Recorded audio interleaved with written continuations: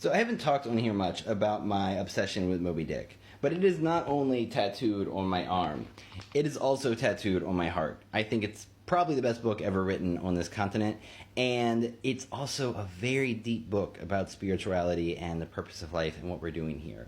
It's a majestic read, though I wouldn't read it. I would listen to the audiobook version by Frank Miller because he was a Shakespearean actor, and Moby Dick is based on Shakespeare and the Bible. So this Shakespearean actor brings to life what a comically funny yet profoundly deep, tragic book it is. But I'm not here today to talk about Moby Dick. I'm here today to talk about sperm whales, because if you get obsessed with Moby Dick, of course you get obsessed with sperm whales. By the way, this picture is also great because it's by a guy named Flip Nicklin, who is the king of whale photography.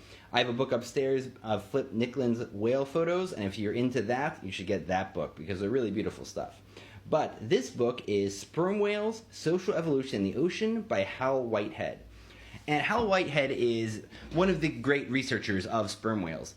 And when you read between the lines, you also suspect that he is a very poetic soul who understands that even though you can't observe their social life very well from boats sitting on top of the surface, that they have one, that it is probably much more depthful than we know. There's a book called White as the Waves, and it is Moby Dick from the whale's perspective, and it's wonderful.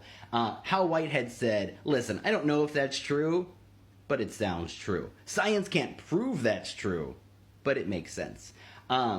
He really speaks to how majestic these sperm whales are and how much we've learned about them. I mean, they're the biggest thing with teeth that have ever lived on a planet, bigger than any dinosaur, and they have this echolocation system that can find squid way down in the depths of the ocean and gnaw them to bits. There's even a theory that these gigantic booms they do of clicks aren't actually clicks to find them. They're sonic explosions to rip apart or stun the squid and eat them.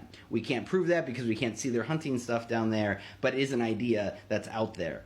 The other thing is, it's so hard to observe them, and it's in some ways a very difficult, almost not science. It's just observing from the surface. It reminds me of looking at the existence of UFOs and fairies and stuff like that. It's like you take the data you get from what people tell you.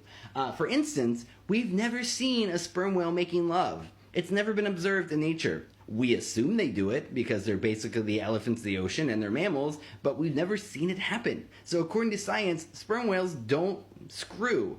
That's what makes this book so much fun, is to look at a really fascinating field of science. So I would recommend this if you're into the whale thing.